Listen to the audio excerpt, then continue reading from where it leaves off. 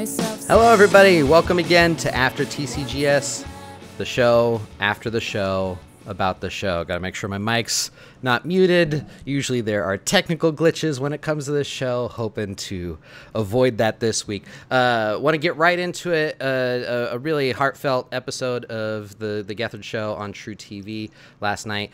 We got plenty of ways that we want to hear from you tonight. One of which is we've got some buddies over at gethheadschat.com. If you want to join the experience, you can go to gethheadschat.com and broadcast yourself. The folks over in the chat right now, from what it looks like, are currently discussing the 2004 Lifetime original film She's Too Young, in which they are viewing, I believe, live on Lifetime right now and just giving their hot takes in the chat. So go to gethheadschat.com if you want to join some fun there and be on the show. I got a guest this week. Haven't had him on After TCGS before, but I do want to get his thoughts on everything that's been going on in the Gethard universe, especially last night's very heartwarming show. Please help me welcome to the show Matthew Roth. Matthew, thanks for being on the show. Hey, thank you for having me on the show. How do we end up back in this universe, man? I don't know. I think what ended up happening was when we got back to this, left the Metro Pass universe. Somehow we ended up in like the dumbest universe, right? We ended up in a dumb universe. Some dumb things are happening in this universe. Yeah, I don't know what happened after last week. Every time I tried to upload the After TCGS that we did do last week, it kept glitching and putting up this After Metro Pass from that dark timeline. I don't know what's happening here and now, but yeah, I don't know what's going on. How do you feel in this timeline, though? Man, not great. Not great, man. Which is a bit what last night's episode of the Gethard show is about. Obviously, there was the whole bit of people using the noise that is their reaction to what they're currently experiencing or a social issue that they're feeling. Do you have a noise that has been your noise of the past week? Yeah, that one. Just did it. Just a general ugh. Okay. All right. It's honestly the worst, and you always at least recently, I just keep asking myself, it can't get worse, right? Like it's not going to get worse. This is as bad as it's going to get, and then somehow, it most definitely gets worse. Yeah. So it's not even waiting for like another shoe to drop. Like it's like it's like the universe like a millipede, and like it's just like thousands of shoes. Well, I know that we discussed a little bit of this in last night's episode. Chris's mom eventually called in, and Michaeline Black kind of shared the same thought of be the good that you want to see in the world. I mean, hell, even the guy with a gigantic bag of weed in Denver shared be the good that you want to see in the world. So what I want to do tonight, to a certain extent, is talk with Gethheads at large and you, Matt, about what good people are trying to put out into the world, what positivity people are trying to put out in the world, because I think that's what I left last night's episode feeling really encouraged by, is the positive aspect of that. Do you have anything that you've got in your own world that's a good that you're attempting to put out into the world? I just try and be nice to everyone I meet, and it's not like, it doesn't sound like a difficult thing to do, right? Yeah. Like it's not like a hard concept, like a hard thing to deliver on. It's just be decent to people. Yeah. And it's crazy to think that somehow like the idea of decency isn't consistent with people. There's no consistency of what's a decent thing or what's like indecent or what's just shitty to do. It just seems like people, for the most part, if you're just decent or if you're just rad to somebody, chances are you're going to make them feel pretty great, and then you're going to feel great too. Yeah. So like, just be rad. Be rad, and it's not difficult. I've got an example of something that happened to me that's like a weird example, but I know knowing myself as long as I have, that this is something that I hate to say I know I wouldn't have done when I was much younger. Today I was driving on a road, just like a small road, nothing horribly trafficy, but I was driving on this road that had a crosswalk, and the sun was pointing directly in my eyes as I was driving, and I almost, this will be too dramatic, but like I almost ran over two people, like enough to where I didn't see them until they were at my driver's window, and the like skater boy that was part of this duo said, "Shit, bro," to stop me. And I got a little caught off guard, just as you do whenever you're in those kinds of situations. I was just like, oh God, I fucked up. If I were in that position, and me and some of my friends I know, we would go to whatever the next thing was. If we were the ones in the crosswalk, we would go to, our next event, and we would be like, yeah, I almost got fucking killed by a guy, like some asshole in his car. And so what I did is afterwards, I pulled over and I tracked down those people to like specifically apologize to them. And I know that it wasn't necessary, and I'm not trying to like humble brag about it now, but I did it mainly because I owed them an apology. And I also considered myself in the opposite situation, that I wanted to put out that positivity of like, hey, I'm not just some asshole that, wasn't paying attention. I was an asshole that wasn't paying attention, but I mean it from the deep bowels of my heart that I did not mean to do that, and I'm terribly sorry. That's just like a word vomity experience that happened to me like an hour ago, but I just wanted to kind of touch base and be like, we're humans and we all screw up, and I'm sorry. Yeah. I mean, it's okay to screw up. It's just it's a matter of realizing your faults or your mistakes, or like, I don't even call them mistakes. It's just like momentary lapse of judgment. Yeah. And saying like, I can do better. I can be better. And like, that's not to say like I'm a perfect person. Like I've screwed up genuinely and sincerely. I've screwed up a lot in my life. Yeah. But it's about realizing, hey, I don't like the person I was, or I don't like the person I am in this situation. Let me try and not be that person anymore. And again, like, put out, like, create something beautiful, like create beauty, create like decent moments for people, and you feel better about yourself. Yeah. I do want to say, for anybody that is watching, if you've got your own good that you put out into the world, feel free to include it in the comments down below. Or if you want to give us a call, put up the phone number. Give us a call. 420-BIG-PAN-6 is the number to call. I was testing out the phone system earlier. Hopefully it should be working. However, my computer is running real slow for whatever reason now. So also let me know in the comments if things are looking slow or bogged down on the stream. But give us a call. 240-BIG-PAN-6. We would love to hear what your good that you put out into the world is. I'll share another item on my side of things, which is Gethard related. This goes back years ago. And I haven't really shared this story even with friends of mine, but I remember watching an old public access episode. At the time I was watching it in probably 2014. It was already an older episode. And I remember just in a passing interaction on the show, Bethany mentioned that she was a mentor for Big Brothers Big Sisters. And I remember watching it and thinking, yeah, that's a thing that I'm aware of, but like I don't do. And so like a month later I signed up to do that, from just being inspired by the show to do good, and taking Bethany's example of just like act upon that goodness. So for the past 3 years now, I've been part of the program and have been a mentee of mine and have formed that relationship. But that's just I wanted to include mentioning that because it's something that directly came from the show of putting good out in the world. And I directly give credit to Bethany as a human being for even putting me along that path. Yeah, I mean, as far as I do have an example. So 3 years ago, my dad passed away. Yeah. And like I've been a writer for the past, like 8 years, and it's very weird when you have an experience like that, because at least in my situation,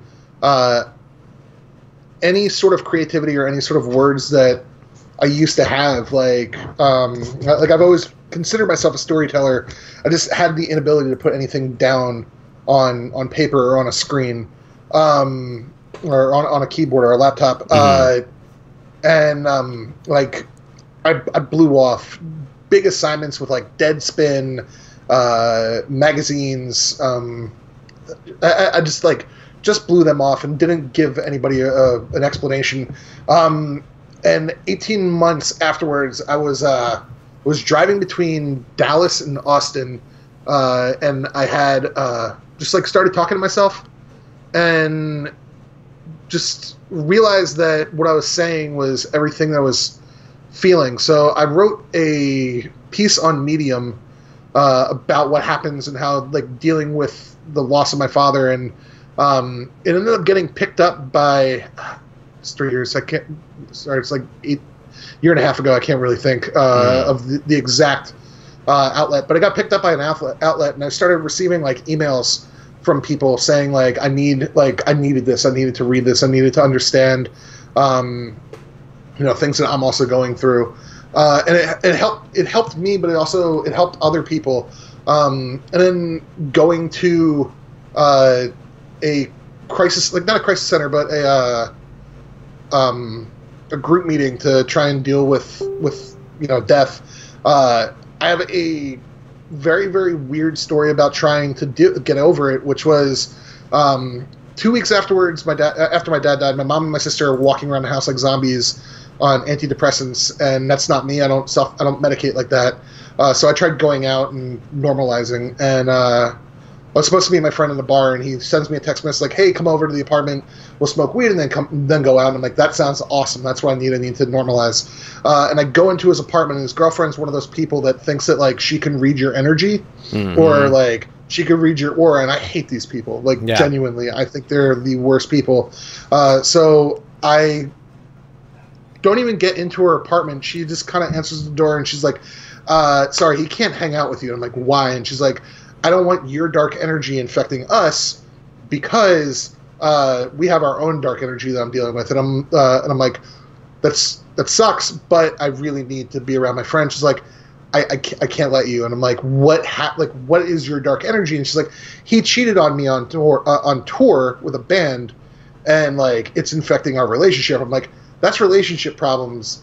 My dad's dead. Like it's not even in the same universe. And she decided that she was going to read my tarot or give me a rock, but I couldn't actually deal with anybody. But I tell this story at a crisis, group, and people are actually laughing for like the first time since they experienced death as well. Yeah, and it was not the right environment to make people laugh, but explaining that it's so absurd to look for help from people and being told like, "Oh no, they can't give you help because I don't want him dealing with darkness right now." And it was just an absurd thing. So taking that, I tried turning that into a positive for other people. Yeah, that's got to be crazy. In like, that's all context, right? Is that story in the context of that group that you were with was met with humor, or at least it was getting chuckles from the group because of their context of that interaction. Also experiencing loss. Yeah, experiencing loss where like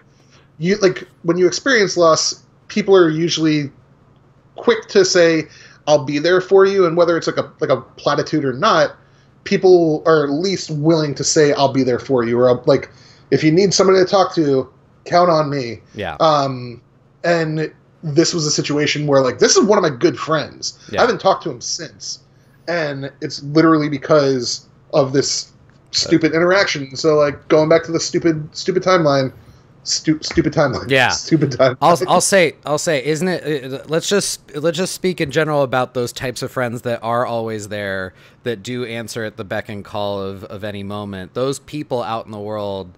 Hopefully we should all strive to be those types. I've got 2 people in my life that I know at the drop of a hat would do anything, whatever ride or problem you need solved or something like that. Those are the kind of people to just get going without asking questions, and that's the kind of positivity that I love seeing in the world when I see it in other people, and I myself try to do. So looks like Jessica in a comment on Facebook says her good is that she's a postpartum doula. That's awesome, which means I help families with a new baby by guiding them through the process of becoming a parent, teaching them basic infant care, crazy things that they're all going through at that time. She focuses her work to serve LGBTQ families, and there are fewer resources for families in that community. It makes her feel good every day to be part of the reason so many babies get better start because of their parents feeling more supported from the beginning. That's awesome, Jessica. That's awesome. If you're watching this and if you have a good that you're putting out into the world, we want to hear about it. Let us know either in the comments or by giving us a call, 240-BIG-PAN-6. Now, we've been talking about our own personal experiences thus far. Last night's episode, I want to get into covering some stuff that happened on the episode too. I mean, obviously, there's the Lazy Susan bit at the end where we got to have. I do want to give it another viewing just to even try to isolate Chris and Michael Ian Black's conversation because there was just so much going on visually during that time. But we got a lot of good just Drew Johnson and Noah Foreman written all over it, just whatever the fuck they wanted to do bits on there. And I couldn't have loved it more. Did you enjoy the Lazy Susan bit, Matt?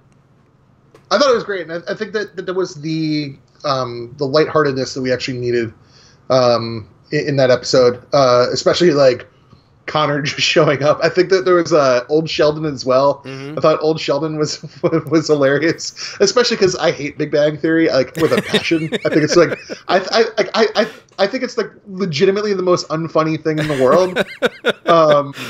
And so like that little poking fun at him, I thought was incredible. Oh, and what's great is that Old Sheldon is such an easy joke. It's just that somebody had to get to it at some point, and I'm so glad that these guys got the visual out there. Yeah. God, it was perfect. Yeah, Shannon had all of the hot dog bits. I mean, I'll just go through some of my notes here. We had two really trolly callers, really, like... Who were incredible. Yes, who were incredible. Who it's so like even the Fusion years of the show, it's surprising that we haven't gotten. I mean, mind you, on Fusion we didn't have the phone number, but the fact that it took us this long to get a really trolly public access era style phone call is great, and we got two, one right after the other. Yeah, Jason from Queens was the first one who had burned for Gethard at first, and then his noise was just saying the phrase "you orange piece of shit." So, like, not even knowing the gimmick of the show, that was perfect. Yeah, especially because we've all been saying that. Like, we don't want to get like obviously we're not going to get political, but like we're getting political. Yeah, because that's why this is a dumb timeline. That was so perfect. We got the phone booth, which we kind of covered a little bit in Denver. We had our guy with the big bag of weed, and he had that putting out good into the world, and his good is that if he can make his little girl laugh every single day, which was one of the sweetest things to come from one of the least suspecting, packages. Oh, yeah. And, like, again, like, this phone booth is turning into gold, right? Like, this may be the best long-term gimmick, better than anything that they've done. And it's literally the audience creating this greatness. Well, and I will say that the phone booth hasn't necessarily provided for, like, the best conversations, but the virtue of the phone booth is we are taking a slice of life from this area, whatever city we're in, and you're just going to get whoever's around here, and that by itself, even as a disaster, is fascinating. Right. Yeah. And you get moments like a bunch of people in Denver just sparking up blunts. Oh yeah. And that was like on live TV. Yeah. Like on live TV, they're actually smoking weed. Yeah. This is amazing. The what was it? The Nibiru. Yeah. People like punk rockers in Jersey. Oh yeah. Like I know. Here's the thing. I know all those people. Like we all used to post on the same message board back in the day, which Gethard used to as well. Gethard knows all these dudes because we all used to post on a message board called the njscene.com. And that's how we all know each other. But the message board's dead. This thing was around when I was 13. So, 18 years ago, 19 years ago, this thing was around, and it's been dead for the past 14 years. Well, and you're saying that Chris was active on the message board that you specifically were on as well? Yeah. Oh, nice. Yeah. So like nobody knowing who he was because he was a college kid at the time. We were all kids. Yeah, we were all kids. But that's like those are all just message board people that have all known each other for 20 some odd years, literally just through posting on the internet. Yeah. Which is like the same sort of microcosm as like this Gethheads group on Facebook, where we don't know any of it. Like we know some of each other, but like we don't know anyone. Yeah. We're all just posting on the internet, but we're friends. Yeah. You know? We're a community. We're interacting. I mean, we had today Gethheads all sharing their AIM screen names since that's going to die later this year. Matt, did you have an AIM screen name that was particularly cringeworthy? I had several. My first AIM screen name was Schmuck123, but I didn't know how to spell Schmuck. It was just it was SHMUK. Awesome.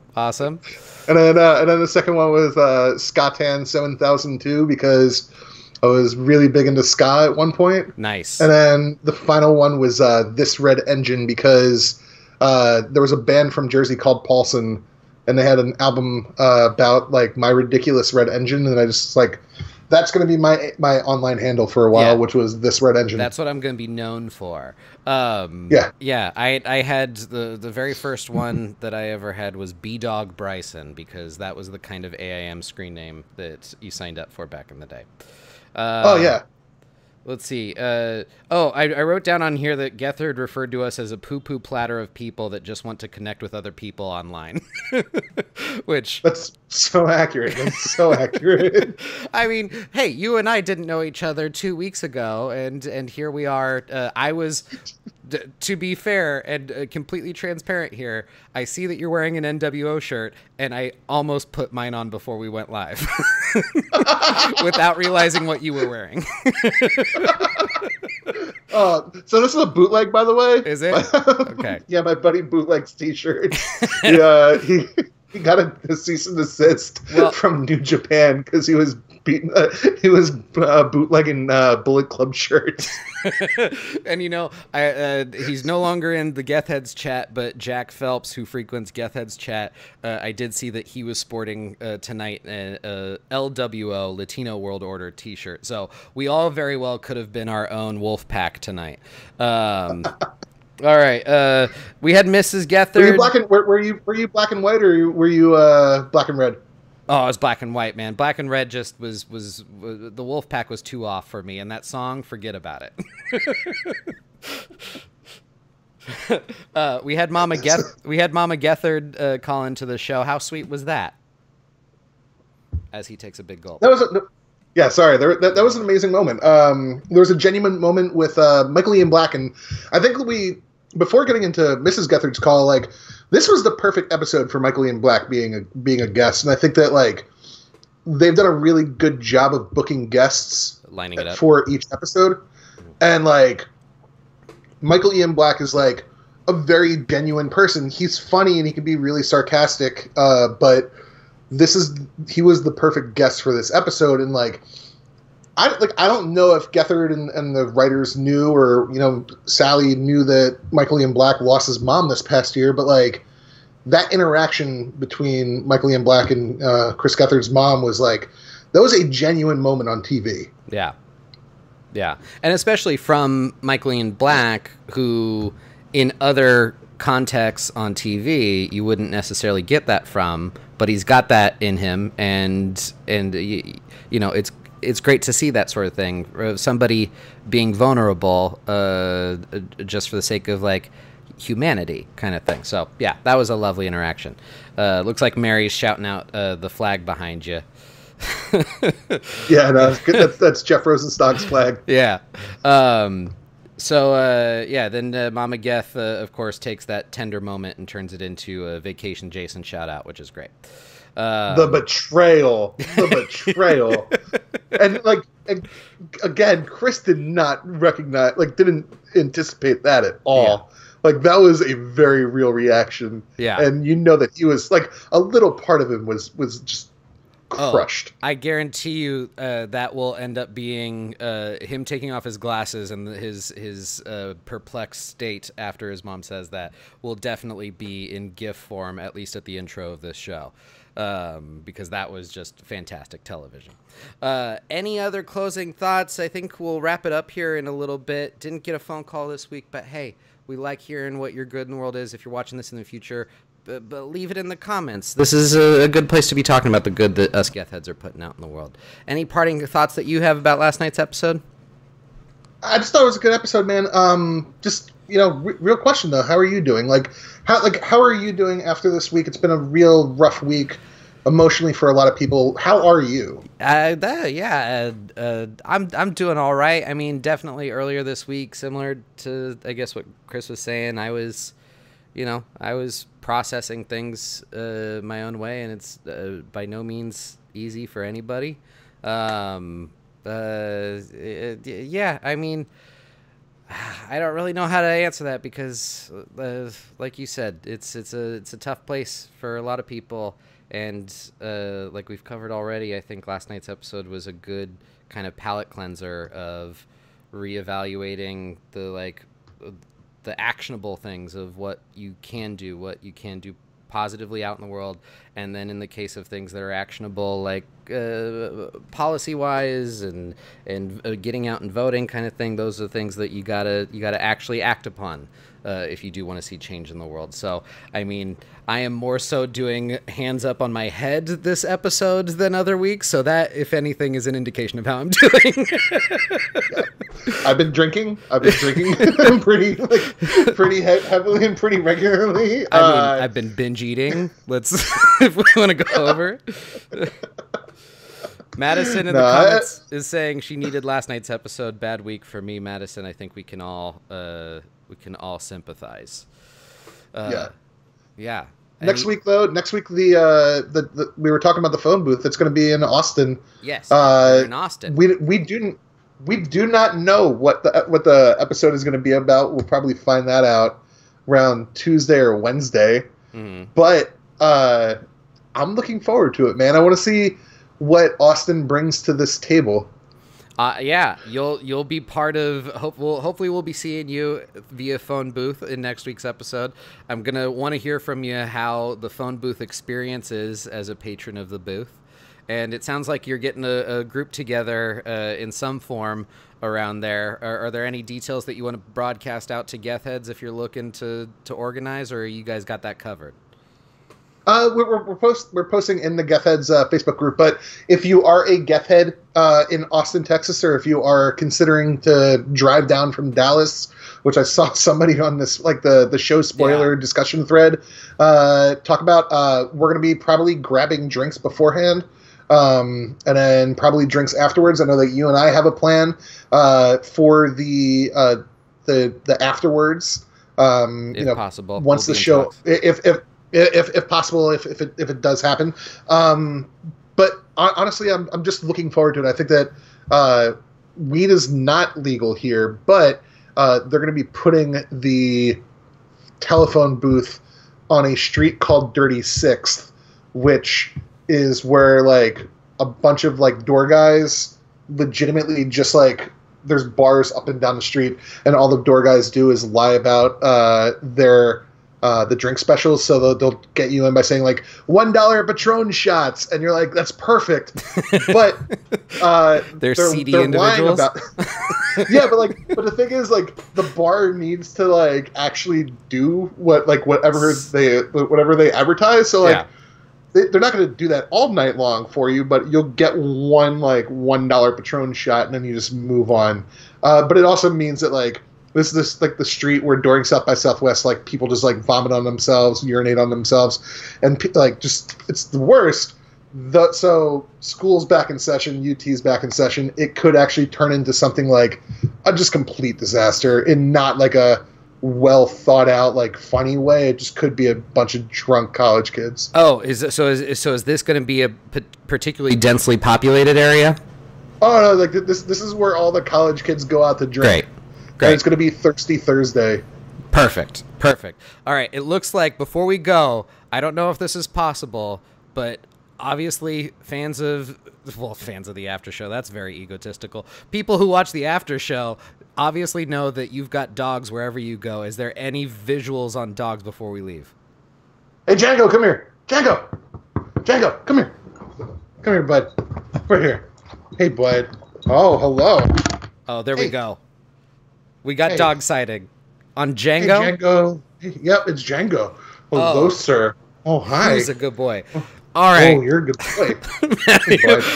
We're going to leave it on that image. Sleeping. We're going to leave it on that image. Until next time, guys. We'll see you next time. Oh, okay, Django, you're here. Goodbye.